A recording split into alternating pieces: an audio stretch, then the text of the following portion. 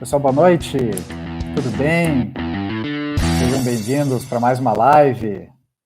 Vamos aí para a nossa oitava live já, oitava semana seguida. Primeiro, obrigado pela participação, obrigado por estarem aqui mais uma noite comigo, né? Escolher passar a noite aqui comigo ao invés de fazer outra atividade, né? Tá em família, enfim. O tema de hoje é um tema bastante especial, porque é um assunto que muitas pessoas perguntam e falam a respeito, e comentam, e estabelecem estratégias, né? E eu resolvi trazer hoje para cá, então, essa questão, né? De como reduzir a incerteza e aumentar o engajamento nos projetos de melhoria contínua, né? Lean, Six Sigma e assim por diante. Nós vamos falar hoje de indiferença, de engajamento. Eu quero começar com uma história em que nós revertemos a situação em minutos de um projeto que estava com baixo engajamento da presidência da empresa, e foi interessante como nós mudamos o rumo daquele projeto. Eu quero começar com essa história, então. Foi um projeto que aconteceu numa empresa de grande porte em termos de faturamento, mas de médio porte, digamos, em quantidade de pessoas, tá? E o nosso projeto, fundamentalmente, era melhorar o processo de gestão dos indicadores que lá estavam, né? A organização já tinha um processo de definição de indicadores, já tinha um processo de desdobramento bastante claro, e queria que nós avançássemos, então, no segundo nível, que era melhorar a gestão, construir rotinas de gestão e desenvolver de forma individual também aqueles gestores que lá estavam.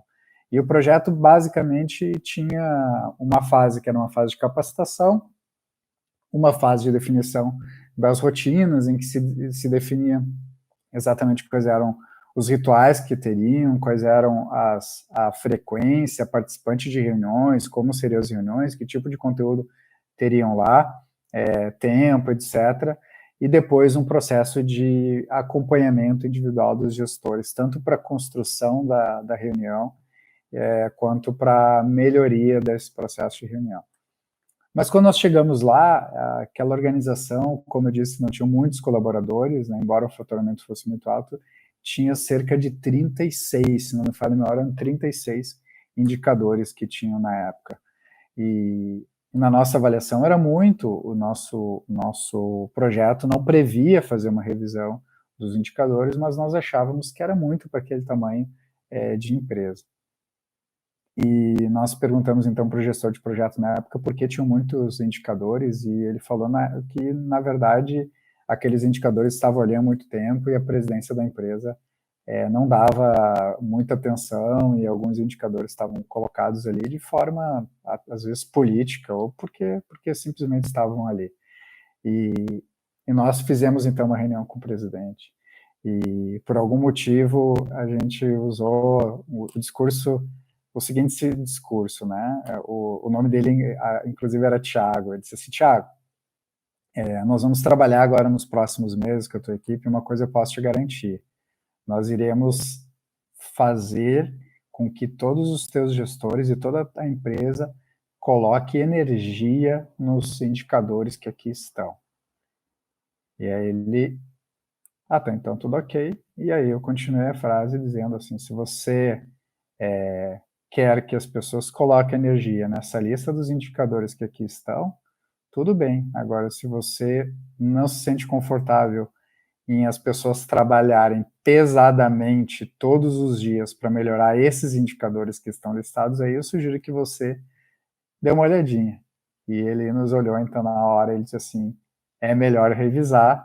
Nós sentamos, era 5 horas da tarde, nós fomos até as 8 horas da noite, fazendo uma revisão completa em todos os indicadores, e a partir dali ele passou a se comprometer melhor, porque ele entendeu o verdadeiro sentido dos indicadores. Mas o fato é que é muito difícil, e nem sempre é tão rápido, mudar o nível de comprometimento da empresa ou da liderança com os projetos, com os programas de melhoria contínua no geral. Então a gente vai falar bastante sobre isso aqui. O que a gente escuta muito é pessoas com dificuldade de conseguir agenda da direção, né? Pessoas com dificuldade de conseguir agenda de outras áreas, de outras pessoas, e às vezes projetos que poderiam ter uma grande relevância com bem menos relevância do que mereceriam. Então, isso são pautas aí que a gente escuta e já vivenciou há muito tempo. Prometo para vocês que não vou chover no molhado hoje aqui. Não vou trazer elementos, dizer para vocês que precisa estar conectado na estratégia, que obviamente precisa estar conectado com a estratégia. Não vou falar para vocês que precisa comunicar com melhor qualidade, que precisa envolver as pessoas, que precisa estar ao lado delas. Não vou falar sobre isso aqui hoje, embora tudo isso seja importante e tudo isso precisa ser feito. Eu vou trazer coisas diferentes que, de fato, vão potencializar o engajamento que vocês exercem nos projetos de vocês. Então, basicamente, nós vamos falar de, primeiro, por que há indiferença, né? Razões pelas quais as pessoas não dão importância para determinado assunto, né? Nem de forma positiva nem negativa. Então, por que as pessoas tratam com indiferença? E o que faz as pessoas se engajarem em algo, né? Depois nós vamos, então, falar sobre o método que nós utilizamos para aumentar o engajamento, né? 3 etapas que nós utilizamos no processo de engajamento em projetos, e um método para planejar a comunicação, né? Como que nós fazemos um planejamento de comunicações assertivas, que etapas a gente usa, e onde é que está a cereja do bolo para fazer comunicações que realmente engajem. Muito bem. Eu vou trazer aqui, o nosso conteúdo vai perpassar 3 autores, um engenheiro americano, que é o John Cotton, engenheiro eletricista de Harvard, engenheiro americano, um psicólogo húngaro, que é o Mihaly, e um brasileiro, que é o Roberto Chinechik. Eles têm conceitos que, para mim, são complementares e fazem total sentido quando a gente olha um projeto de engajamento. Então, vamos começar. Primeiro, por que há indiferença, né? Basicamente, na minha avaliação, existem 2 grandes motivos para ter indiferença. Uma questão mais a ver com sentido e outra questão mais a ver com felicidade, né? Nós vamos um pouquinho longe hoje aqui. E para falar de sentido, a pessoa que melhor explora esse elemento, para mim, é o Roberto Chinechik. Ele fala basicamente 3 coisas. Que para alguém comprar alguma coisa de outro, para alguém ter interesse em algum produto de outra pessoa, ela tem que basicamente exercer uma das 3 coisas ou 3 coisas juntas. Uma é resolver um problema importante. Parece básico, mas não necessariamente o que a gente faz resolve o problema importante. Segundo, ajudar a ganhar mais com aquilo. Então, ou eu ajudo a ganhar, ou eu ajudo a resolver um problema. Terceira é mudar o estado emocional, né? Então, muitas vezes a gente compra, por exemplo, uma palestra ou vai assistir uma partida, um show, a gente não está ganhando mais e nem está resolvendo o problema.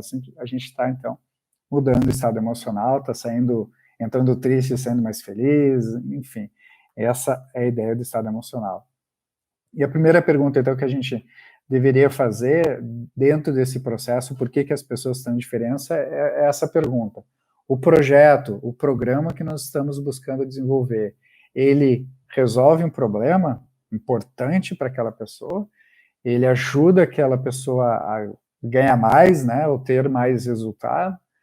Ou ele muda o estado emocional, ou seja, deixa aquela pessoa num estado emocional melhor? Se a resposta for não para as 3, possivelmente sim, não vai ter sentido para aquela pessoa trabalhar naquilo, né? Então, muitas vezes a gente encontra projeto que ele inicia e acaba nele mesmo, né?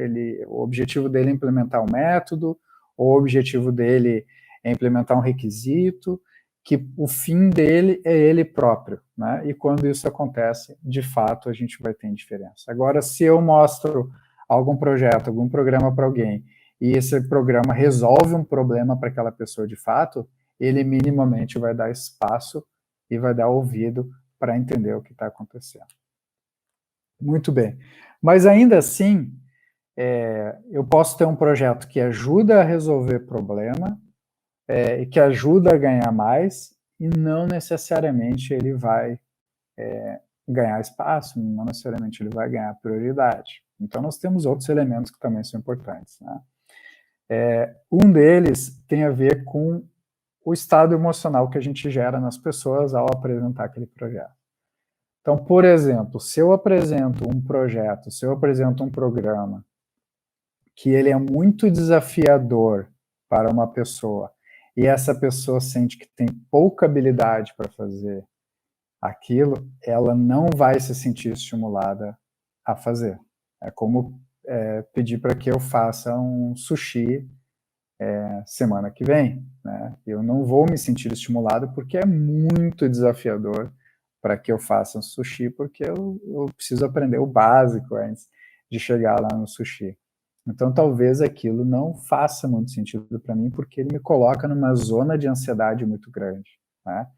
Agora, quando eu tenho um projeto que eu tenho um pouco mais de habilidade, é diferente. Então, o sentimento de ansiedade que eu gero nas pessoas pode fazer com que ela simplesmente não queira aquele projeto. Então, olha só, eu estou mostrando alguma coisa que é boa, estou mostrando alguma coisa que vai gerar resultado e que vai favorecer muito aquela pessoa, mas para ela é muito difícil, para ela é muito distante, a tendência é que ela entre em estado de ansiedade, ao entrar em estado de ansiedade, ela rejeite, ou seja, ela não queira avançar naquele assunto e talvez não dê espaço na agenda dela para aquele assunto. Né? Só pensar que isso deve acontecer contigo, acontece comigo também, simplesmente quando um assunto é muito delicado, um assunto muito difícil, muitas vezes a gente protela ele, a gente procrastina ele porque ele gera uma ansiedade e faz com que a gente entre numa zona que teoricamente ninguém gosta de ficar, que é a zona simplesmente do desconforto.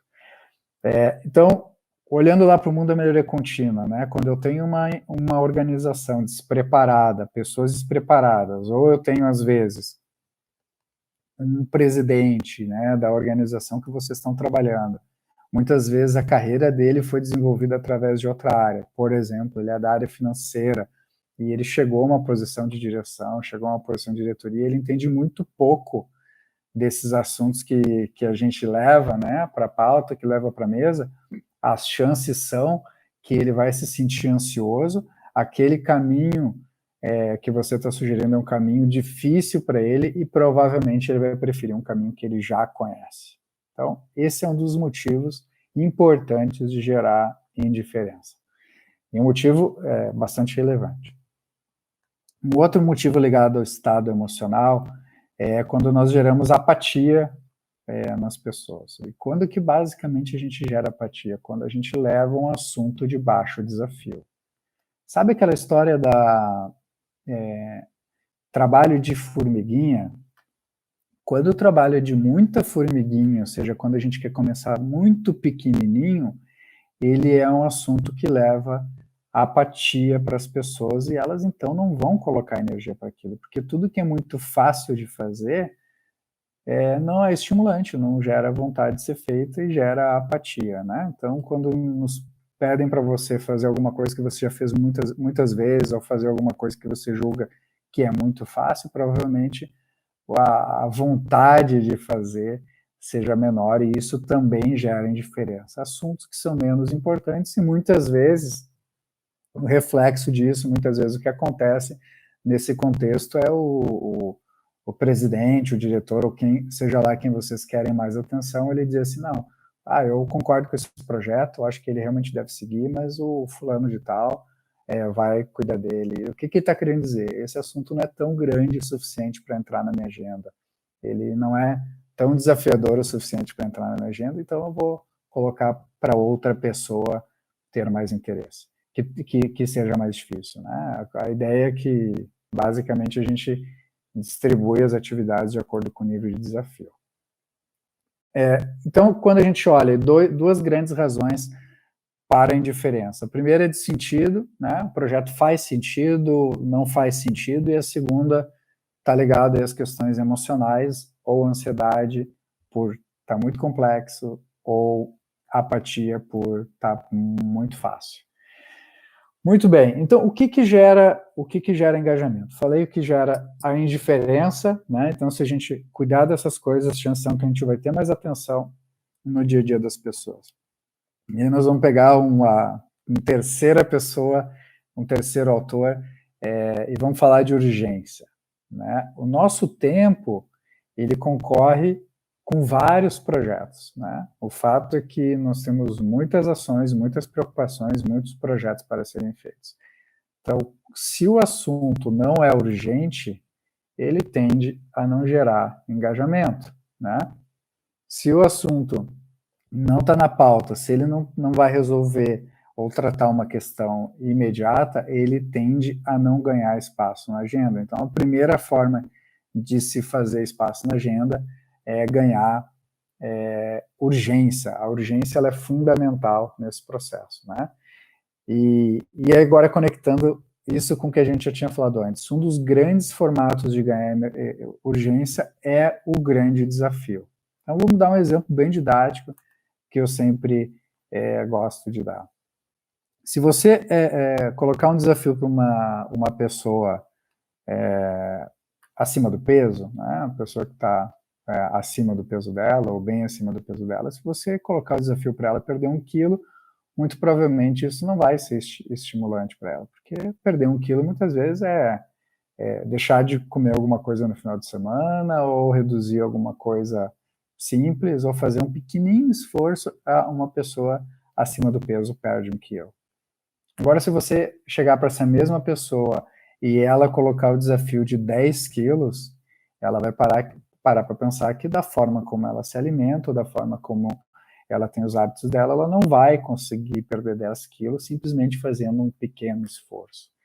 E a mesma coisa acontece numa organização com pequenos desafios, né? Então, quando você coloca lá um desafio de um indicador, ou de um programa, ou de um projeto, de fazer uma pequena melhoria, as pessoas intuitivamente sabem que elas vão colocar um pequeno esforço, e esse pequeno esforço vai chegar lá. Agora, quando a gente coloca um desafio muito grande, elas aí sim colocam a urgência ou colocam a energia que se entende que é necessário naquele contexto, né? Isso funciona demais, e quando a gente começa a olhar as nossas estruturas organizacionais, a gente negocia prazo, negocia resultado o tempo inteiro. Por quê? Porque a gente coloca energia em poucas coisas, e o resto a gente administra com o tempo aquelas rotinas, né, e aqueles pequenos esforços para passar. É como na escola, né? Quando a gente tinha várias disciplinas e tinha que passar na prova de final de ano, a gente colocava energia naquela que a gente estava pior, ou naquela que tinha um conteúdo mais fácil, e tinha aquelas outras, então, que a gente administrava e estudava um pouquinho antes da prova, para simplesmente passar, porque não tinha interesse. E muito provavelmente os conteúdos que a gente mais aprendeu foram aqueles que nos colocaram em desafio de fato ter que colocar mais energia porque eram mais difíceis, ou porque o professor simplesmente cobrava mais e a gente sabia que era desafiador. Então, grandes desafios geram engajamento, baixos desafios gera menor engajamento. O trabalho de formiguinha, né, que eu prefiro chamar de trabalho de formigão, o trabalho de formiguinha tende a gerar mais indiferença, tende a gerar menos engajamento, enquanto o trabalho de formigão tende a gerar muito mais engajamento. Outra forma de gerar felicidade é o inverso da ansiedade e da apatia, né? Para quem conhece já a teoria da felicidade do Mihaly, que é um psicólogo húngaro, que é a teoria do flow, quem não conhece, dá uma pesquisada lá, ela é bastante interessante, a gente já falou em outros momentos no canal. Basicamente, a felicidade, ele estudou pessoas que viviam numa condição similar, pessoas que tinham basicamente a mesma estrutura familiar, tinham os mesmos recursos financeiros, moravam na mesma comunidade, e ele percebeu que algumas eram mais felizes que outras. Ele foi tentar entender o que estava acontecendo. E uma das coisas que ele percebeu, a coisa mais importante que ele percebeu, é que aquelas que se sentiam mais felizes eram pessoas que estavam com altos desafios e em questões que eles achavam que tinham alta habilidade. Então, todos nós temos um ponto médio de desafio, aquilo que a gente sabe que sai da zona de conforto, e aquilo que a gente sabe que é mais fácil. Aquilo, então, que a gente sai da zona de conforto, tende a nos desafiar mais e nos deixar mais em sentido de prontidão. Mas aquilo que gera mais desconforto, ao mesmo tempo, a gente não tem habilidade, a gente entra, então, na linha da ansiedade, que pode gerar indiferença, mas aquelas coisas que a gente sente um pouco mais preparado, a gente entra num estado emocional de excitação, um estado emocional de flow. E esse estado emocional faz com que gere engajamento. Então, tudo aquilo que a gente trabalha, todo aquele projeto que nos tira da zona de conforto, a gente se sente preparado, ele tende a gerar um engajamento muito, muito maior dentro dos projetos. Então, duas coisas geram engajamento, sentido de urgência e sentido de felicidade. Ao mesmo tempo que eu falei lá da indiferença, né, estado emocional de ansiedade e de apatia ou a ausência de sentido geram a indiferença, por outro lado, o engajamento ele é gerado por esses elementos, né, de realmente um estado de urgência, de prontidão, alto desafio e, ao mesmo tempo, felicidade, né, ou seja, as pessoas se sentindo mais preparadas para aquilo. Muito bem, eu vou fazer uma pausa aqui, porque tiveram alguns comentários, perguntas, então vamos interagir aqui. Acredito que alinhar a percepção de prioridade, ser igual para todos, para o grupo do projeto também é uma forma de engajar. Perfeito, Guilherme, a gente vai falar sobre isso agora mesmo. Metas muito altas também geram desmotivação, porque as pessoas percebem que não atingirão e causa desmotivação. Temos que tomar cuidado com metas impossíveis. Legal, Fábio. E aí tem uma questão, Fábio, bem interessante do mindset que vem pós a definição da meta. Né? O que eu quero dizer com isso? Quando a empresa julga demais o atendimento ou não da meta, isso sim é fato, Fábio. Em outras palavras, se eu estabeleci uma meta de atingir 100 e atingir 98, e a organização punir, ou seja, se a pessoa sentir que fez um resultado ruim, a tendência é que sim, metas desafiadoras estimulem. Tem empresas, por exemplo, que preferem colocar uma meta de 50 e atingir de 50 do que colocar uma meta de 100 e atingir 98. Então, quando a cultura da empresa, a meta foi feita para ser batida, e pessoas que não batem metas recebem feedback negativo, isso sim, Fábio, é verdade. Mas o que a gente propõe é uma mudança também no espírito de resultado, né? Que é melhor eu pensar em 100 e atingir 98 do que pensar em 50 e atingir 50, né? Então, essa meta desafiadora tem os dois sentidos, mas, obviamente, quando ela é praticamente impossível, não faz sentido não colocá-la, né? Concordo, Fábio, mas vamos explorar um pouco mais. Quando coloca incentivo, vamos falar de incentivo. Deixa eu avançar nos métodos aqui, porque o papo tá legal, então deixa eu falar o método que a gente usa para engajar. Tá? Basicamente, são 3 grandes etapas iniciais para começar um processo de engajamento.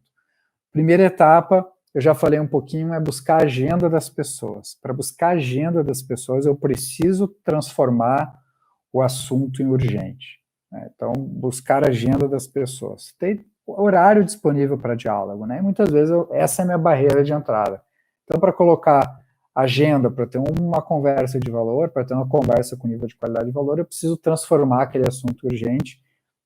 Muito do que a gente faz para isso, eu já falei aqui. Então, altos desafios, estabelecer crises nesse sentido de tirar as pessoas da zona de conforto, nos colocam aí em posição de ganhar espaço na agenda. A segunda fase é construir união, ou coalizão, que é a palavra que a gente prefere usar. Então, eu ganhei espaço na agenda das pessoas, agora eu preciso unir elas para um projeto comum. Do comum no sentido de senso comum. Ou seja, muitas vezes eu apresento um projeto pronto e depois eu quero que as pessoas se engajem com ele. A ideia aqui é diferente. Eu criei um espaço na agenda e depois eu vou construir um projeto, construir uma ideia de programa em parceria, em formato de cocriação com essas pessoas, né? E aí sim elas tendem a participarem melhor. O terceiro passo, mais importante, é construir aonde se quer chegar, o que vai se fazer. E aí é que tem três grandes abordagens, E eu vou falar das 3 e eu vou dizer para vocês depois a que eu mais gosto, que na verdade é a última que eu vou falar. Então, a mais tradicional de todos é o conceito de visão, né? Construir claramente para onde a gente está indo e onde se quer chegar, né? E uma visão, ela precisa ser imaginável, ela precisa ser desejável. O que é imaginável? Algumas visões, a visão do projeto, nós vamos fazer esse projeto ou esse programa para aumentar a satisfação dos clientes, por exemplo, para melhorar o resultado econômico da organização. Só que quando a gente vai perguntar em detalhes para as pessoas o que é esses resultados, né, que está se alcançando, muitas vezes a resposta vem de maneira diferente. Então, a visão, ela precisa sim ser imaginável, as pessoas precisam ter um discurso muito parecido. Então, construir em conjunto, co-criar em conjunto com as pessoas para onde está se indo é uma grande forma de construir algo que realmente motive. Isso nem sempre dá certo, né? E aí vão para a segunda teoria, a teoria do Simon Sinek, agora em inglês, né? Que fala, comece pelo porquê. Então, coloque um propósito, coloque um porquê está se querendo chegar lá, né? Coloque uma razão maior antes de pensar no o que vai se fazer. Então, primeiro perguntar qual é a grande missão, né? E a partir da missão, a ideia é que as pessoas vão tender a se engajar. Tem uma terceira forma que eu particularmente gosto, porque ela funciona muito nas organizações, que é chamada de grande oportunidade. O que é grande oportunidade? É algo que um cenário, ou seja, um ambiente em que eu tenho uma competência que, se eu aproveitar aquele cenário, eu vou ganhar algo muito grande. Então, vamos a exemplos, né? Se eu fosse descrever o canal que a gente tem em termos de visão, eu diria que a nossa visão é se transformar no canal mais importante do Brasil dentro de 2020, em termos de seguidores, em termos de relevância para pessoas de melhoria contínua. Então, essa seria uma grande visão que eu estou construindo agora aqui com vocês, né? Se eu fosse construir no porquê, né, ou começo pelo quê, eu diria que a grande porquê desse canal é levar conhecimento de liderança e gestão para pessoas que estão à frente de programas de melhoria, porque quando eu estava nessa posição, eu sentia algumas dificuldades, eu sentia alguns obstáculos que na época eu não sabia ultrapassar. Hoje eu sei como consultor, então ele está aí para ajudar pessoas que sentem as dores que eu sentia. E isso funciona melhor do que a visão, concorda? A terceira é o senso de oportunidade, ou a grande oportunidade. A grande oportunidade não existe nenhum canal no Brasil que seja dedicado e que seja exclusivo para gestores de melhoria contínua, e como nós temos conhecimento e competência para isso, as chances são que, se nós aproveitarmos as competências que nós temos, nós nos tornaremos rapidamente o canal de referência para todos os gestores de melhoria contínua do país. Eu prefiro essa terceira forma, porque ela coloca elementos aí de internos, que é a competência, faz com que as pessoas se apropriem de uma maneira mais rápida. Então, são 3 abordagens para construir grandes elementos aí para o programa de vocês, né? Então, se vocês aí são gestores de programa, pensem em pelo menos ter uma dessas 3 abordagens, ou ter uma visão muito clara de por que vocês estão fazendo isso, ou ter um senso de missão muito claro e realmente vivenciar isso, ou entender qual que é a grande oportunidade que vocês podem estar aproveitando e fazendo resultado para a organização de vocês. As 3 tendem a funcionar muito bem, eu diria que a terceira é que a gente mais utiliza dentro dos programas de gestão da mudança que a gente faz. Muito bem, então olha só, método para engajar.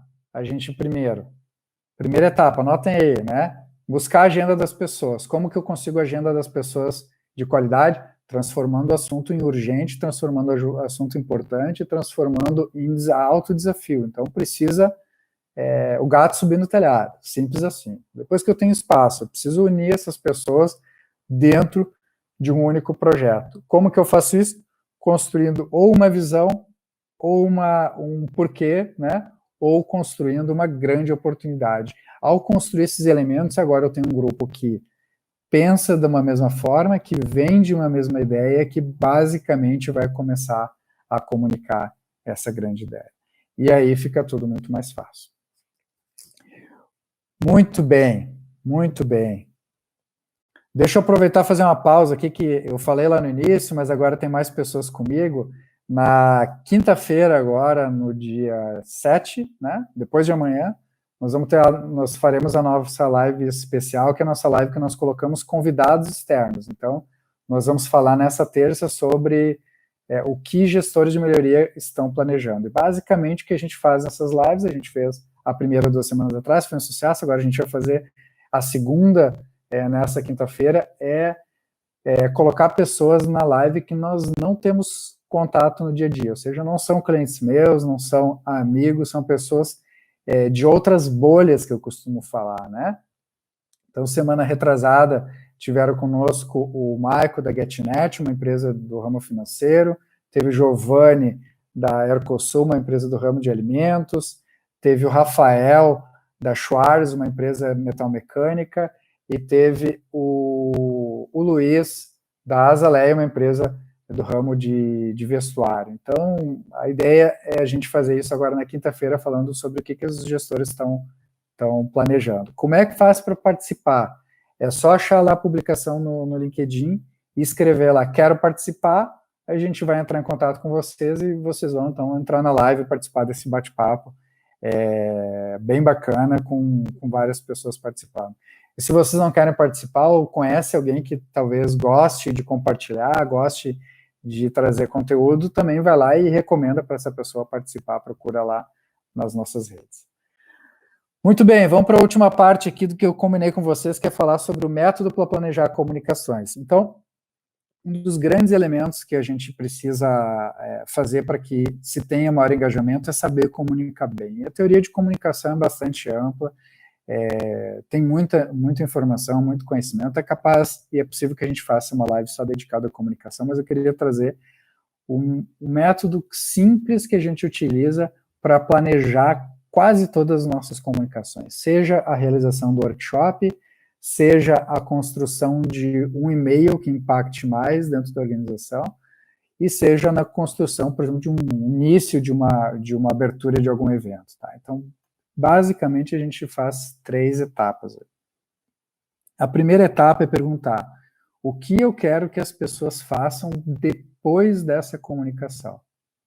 Então, eu quero que elas tenham um novo comportamento, eu quero que elas participem mais do projeto, eu quero que elas implementem uma ação que estava planejada, eu quero que elas simplesmente participem. O que eu quero que elas façam no mundo real? Né? O que eu quero que elas façam no mundo real? Depois, a segunda pergunta, que ela é mais difícil de responder, porque nós não estamos tão acostumados a responder ela assim, é quais são as emoções que as pessoas precisam sentir para executar aquela ação que nós gostaríamos, então, que elas fizessem, ou gostaríamos que elas ficassem mais comprometidas. Então, por exemplo, você tem que entender o público que vocês estão falando. Eu quero que a pessoa se comprometa com o projeto. E, basicamente, sei lá, por algum motivo, essa pessoa ela é muito metódica, ela é muito sistemática, muito organizada. Então, é um sentimento que possivelmente vocês vão ter que trabalhar para que elas tenham um sentimento de confiança, de credibilidade, de que aquele caminho realmente é o caminho mais certo. Ou, daqui a pouco, vocês estão num momento que está mais down, está mais triste, e vocês querem que elas participem de algo novo, né, para que um pouco a emoção que tem que ser gerada é uma emoção de esperança, uma emoção de felicidade, e por aí vai. Então, essa pergunta ela é fundamental. Qual é a emoção que eu gostaria que as pessoas sentissem na minha comunicação, de tal forma que fizessem elas conseguirem a ação depois, né? E escrevam essas emoções. É uma pergunta difícil de ser respondida, mas ela é fundamental, porque a maioria das nossas decisões são baseadas em emoções e não baseadas no racional. É muito provável que vocês estejam nesse momento aqui comigo mais por uma decisão emocional, seja por ter alguma dor ou alguma aspiração conectada ao tema da live, né? Ou algum outro tipo de sentimento que esteve envolvido no momento que vocês decidiram entrar no link e participar da live hoje conosco. Então, a emoção, ela é fundamental. Qual é a emoção que vocês gostariam de gerar? E, por último, quais são as informações, então, que eu tenho que gerar na minha comunicação que vão proporcionar essa emoção e essa ação, né? Quando vocês forem parar para pensar com um pouquinho de criticidade, vocês vão perceber que a maioria das nossas comunicações, elas trazem uma informação e uma ação. Ou seja, a gente abre lá o nosso PowerPoint, né, na reunião na empresa, apresenta o projeto tecnicamente, fala o que vai acontecer, mostra um cronograma e no final pede o apoio das pessoas, né, e pula fundamentalmente a parte da emoção. Os grandes comunicadores são aqueles que conseguem trazer emoção para dentro, né? E quando a gente faz isso nos nossos projetos, né? Quando a gente coloca a emoção para dentro do projeto, os resultados são incríveis, né? Colocar um exemplo interessante para vocês em termos de emoção. A gente participou de um projeto órgão público, acho que eu já devo ter trazido esse exemplo em outro momento, mas é um exemplo muito característico, muito interessante. E nós queríamos construir uma área nova, um setor novo dentro de órgão público, é um setor voltado para a melhoria da gestão daquela instituição, né? A empresa, uma instituição. E para que isso fosse possível, nós precisávamos que a presidente da organização fizesse, então, uma aprovação daquilo, né? Fizesse um ato aprovando aquele programa. E ela tinha um tempo bastante escasso, então nós tínhamos uma reunião curta aí para mostrar para ela o projeto. Então, nós realmente detalhamos muito bem isso, né? E na época a gente entendeu que, baseado no perfil dela e baseado na postura dela em frente aos problemas, que ela precisava ter bastante segurança daquilo que estava sendo proposto, que ela precisava sentir bastante credibilidade e confiança em tudo que tinha sido planejado e que, de fato, aquele programa que estava sendo previsto iria funcionar. Então, na nossa apresentação, quando nós fomos escolher quais eram as informações, a gente colocou de onde veio o método, teorias em volta daquele método, como que o grupo tinha construído, quem eram as pessoas que tinham participado da construção e de que forma todo o debate tinha sido desenvolvido, quais eram os elementos que nós tínhamos consensado que não fariam parte, quais eram os elementos que fariam parte. Então, fizemos uma apresentação bastante técnica, de tal forma que ela, ao final, entendesse assim, olha, esse sim é o melhor caminho, porque está muito fundamentado metodologicamente, e como a emoção era credibilidade e confiança, ela, na hora, assinou o ato e aquele setor funcionou. Então, voltando, né, pensar na emoção, ela é importantíssima, vai mudar completamente a forma como vocês apresentam. Muito bem. Gente, olha aí, 40 minutos, eu sempre programo falar entre 40 e 45 minutos, batemos exatamente no tempo, então vamos agora interagir no nosso chat aqui, vamos ver o que tem de comentário, a gente vai falar um pouco em cima. Vamos pegar aqui o Roberto. Quando colocamos o incentivo ao desafio, o engajamento pode ser ainda maior. O incentivo não necessariamente financeiro. Todo hábito tem um incentivo atrelado que, às vezes, nem reconhecemos.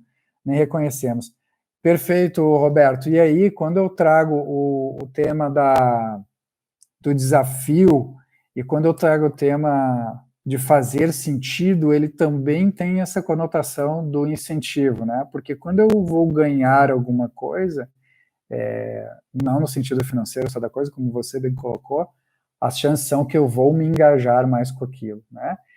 E não sei se vocês já pararam para pensar, mas tem muitos projetos na organização que não tem nenhum incentivo, não tem incentivo claro, mas as pessoas se engajam bastante, né? Isso simplesmente porque elas estão vendo ali uma oportunidade de gerar mais resultado, elas estão vendo que aquele trabalho está trazendo alguma importância. Então é importante entender bem o que faz sentido para as pessoas, entrar no mundo delas e a partir daí pensar que incentivo seria esse, né? Não necessariamente ele é um dar e receber, né? Ele é mais amplo do que isso. Muito bem. Aí a ideia da meta deve ser desafiadora, mas não impossível. Perfeito. Essa noção do impossível, do desafiador, ela é bastante complexa, né? Eu gosto muito da teoria de indicadores e de resultados do OKR, do método OKR, e que basicamente prefere definir uma meta desafiadora e não chegar nela do que definir uma meta e chegar nela, né? Uma vez eu estava participando de uma reunião com o presidente de uma empresa muito grande, com milhares de pessoas num site só, e nessa reunião o vice-presidente da época tinha pedido que nós apresentássemos uma ideia nova de estrutura organizacional para aquela empresa. E também pediu para que nós falássemos um pouco sobre os processos que lá estavam, né? E eu lembro que dentro da minha apresentação a gente falou da estrutura e depois tinha um slide lá para falar de pontos positivos, pontos a melhorar e pontos negativos. E a apresentação fluiu muito bem, era uma reunião de mais ou menos 1h30, e no meu último slide tinha lá um ponto de atenção. Eu não quis colocar como ponto negativo, eu coloquei como ponto de atenção, mas eu disse para ele que a empresa não tinha energia para atingir resultado. E nesse momento a reunião parou e ele me encarou de fato e perguntou por que isso. E eu basicamente comentei com ele que eles não tinham um processo de metas dentro da organização, eles tinham um processo de orçamento e negociação. Então era mais ou menos assim, tinha uma meta inicial, um desejo ou uma necessidade da organização, alguém fazia as contas, entendia que aquilo ali não era possível, fazia uma contraproposta e aí em algum momento se chegava num acordo de meta, né? E não necessariamente esses acordos fazem sentido, ou não necessariamente eles vão levar a organização para um novo patamar. E a gente acordou ou acostumou a definir metas baseadas em acordo, e se a gente for parar para pensar, isso é bastante prejudicial, isso limita o nosso resultado. E por que a gente faz isso? Porque, na verdade, a organização pune quem não atinge meta. E essa é a grande chave. No momento que ela deixa de punir quem não atinge meta, quanto mais, melhor. Então, não importa se a meta é muito desafiadora, importa qual é o nível de resultado que está se alcançando. Então, ela faz sentido, sim, na minha opinião, Guilherme e Fábio, mas em função desse modelo mental que existe nas organizações de punir áreas ou pessoas que não atingem as metas, né? Se isso não fosse verdade, se fosse no modelo do OKR, no modelo Google, de metas, isso não seria tão verdade, porque eles estão mais preocupados em aumentar a performance do que simplesmente só bater a meta que foi acordada ou que foi orçamentada. Aí o Giovanni falou ali do Golden Circle, do Simon. Muito bem, falamos sobre isso, muito legal.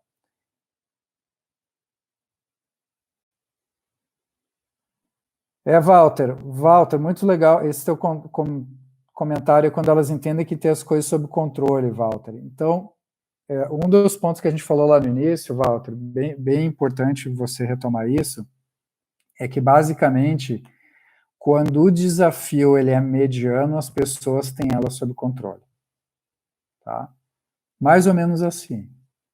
Quando eu fui fazer a minha primeira live, 8 semanas atrás, em que estado que eu estava emocional? Eu estava em estado emocional de, como é que chama? De excitação, que é onde o desafio é alto e a minha habilidade era mediana. Porque falar em público para mim não é um problema, basicamente eu não tinha medo das câmeras, né, receio de aparecer em público também não era algo tão grande assim, porque ego para mim já é uma coisa que está passada por cima, então o medo de falhar ele não era grande, mas era a primeira vez, não sabia exatamente como é que ia acontecer, não sabia as ferramentas, então estava em estado de muita excitação, né? Então, alto desafio e habilidade média, né? Se a habilidade fosse muito baixa, a gente entraria no estado de ansiedade, talvez eu não fizesse, né? Que é quando a pessoa fica sem saber o que fazer, porque o desafio é muito grande para a habilidade dela. Então, talvez eu não seguisse adiante. Então, eu estava em estado de excitação. A partir das próximas lives, o que foi acontecendo? Eu comecei a me sentir mais confortável, e agora eu me sinto, honestamente, em processo de flow, porque para mim ainda é desafiador, não é fácil fazer lives para mim, não é alguma coisa que eu faço de maneira trivial.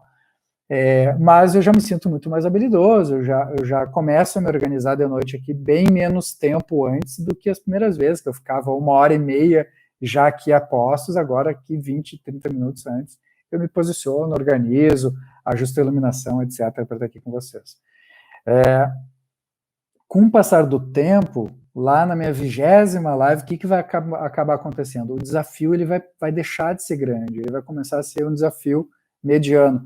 E aí, Walter, entra nesse estado que você comentou, que é o estado sob controle, que é quando eu faço alguma coisa que eu tenho alta habilidade e que não me desafia muito. Né? Pegar um exemplo clássico da melhoria contínua, 5S. Por que o 5S não costuma gerar grandes engajamentos? Porque ele simplesmente não é altamente desafiador. E as pessoas entram em estado de controle ou estado de apatia porque elas acham fácil. E não é tão, na prática, tão desafiador assim, pelo menos aquele 5S basicão, né? Aquele 5S inicial. Então, esse é o ponto, Walter. Para eu ter engajamento, o desafio precisa tirar as pessoas da zona de conforto. Eles precisam ser maior do que aquilo que elas já se sentem prontas para fazer. E, basicamente, toda vez que elas começam a entrar nessa zona sob controle, a gente deveria aumentar o nível de desafio para que, de novo, elas ficassem em estado de prontidão, né? E aí, com o estado de prontidão, o engajamento tende a ser maior.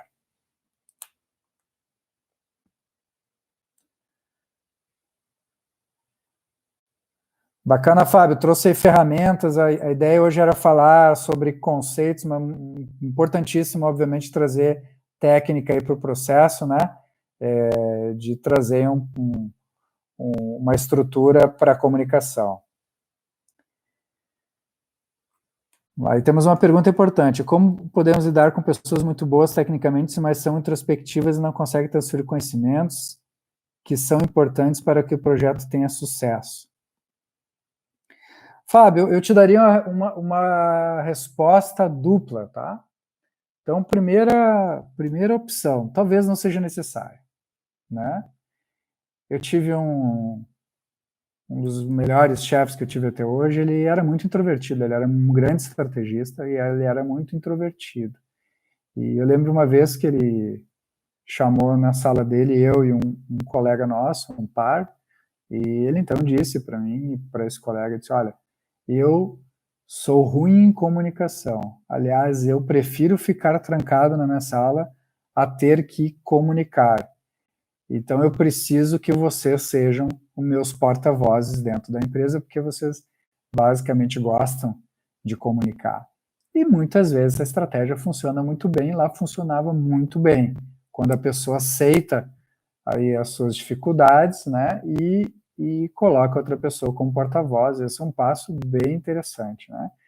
O outro ponto é, se a pessoa de fato gostaria de se comunicar, e sim tem que construir um processo de desenvolvimento para que ela comece a comunicar. E basicamente isso não tem nada a ver com introversão, né, o Faustão mesmo diz que ele é bastante tímido, e mesmo assim quando ele pega o microfone ele não para de falar, porque quem tem o microfone acaba sendo a maioria, né. Então, pode sim ser o processo de desenvolvimento, mas não necessariamente precisa, tá, Fábio? É possível que uma equipe multicomportamental, uma equipe multidisciplinar consiga resolver essa questão e faça a comunicação no lugar dessa pessoa. Fazer um comentário geral aqui, pedir uma ajuda para vocês. O algoritmo do LinkedIn, ele não nos ajuda muito, gente. Então, basicamente, para vocês terem uma ideia, a gente publica todo dia no LinkedIn. É muito provável que vocês não vejam nossas publicações diárias, porque ela basicamente chega em torno de 15% a 20% do que a gente publica passa no feed de vocês, né? Então, se hoje a gente está chegando próximo das 1.000 pessoas seguindo o canal, estamos em 930 para ser exatos, então estamos chegando aí nos 1.000, mas ela aparece aí no feed de 100 pessoas, 200 pessoas, esses dias apareceu no feed de 80 e poucas pessoas. Então, a única forma que vocês têm de fato ver a nossa publicação é se vocês curtirem com mais frequência as postagens. O algoritmo vai entender que vocês querem ver o conteúdo e vai colocar ele na frente para vocês, tá? Então, ajudem o algoritmo e nos ajudem também, se vocês estão gostando do conteúdo e faz sentido para vocês, nos ajudem lá, curtindo e comentando, de tal forma que o algoritmo também nos ajude a ter ele passando mais no feed das pessoas e elas possam ter contato mais com o conteúdo nosso. Muito bem. Vitor, obrigado pelo feedback. Walter, maravilha, cara, obrigado pelo feedback. Gente, vamos ficando por aqui. Agradeço mais uma vez. Lembrando ainda, para quem não conhece, nós temos um canal lá no Spotify. Quem gosta de escutar conteúdo, né? Os conteúdos da Lives a gente coloca 2 dias depois, geralmente, a gente publica para vocês. A gente corta essa parte de boa parte das perguntas e respostas, porque é o valor adicional que a gente dá para quem prestigia a gente ao vivo. E ela vai também, além de ir para o YouTube e postar lá no LinkedIn, Instagram, Facebook, a gente também posta no Spotify, para quem quiser seguir lá no Spotify, também é um canal bem interessante, que a gente pode colocar o fone e escutar em qualquer momento do dia. Então, gente, mais uma vez, eu agora sim me despeço de vocês.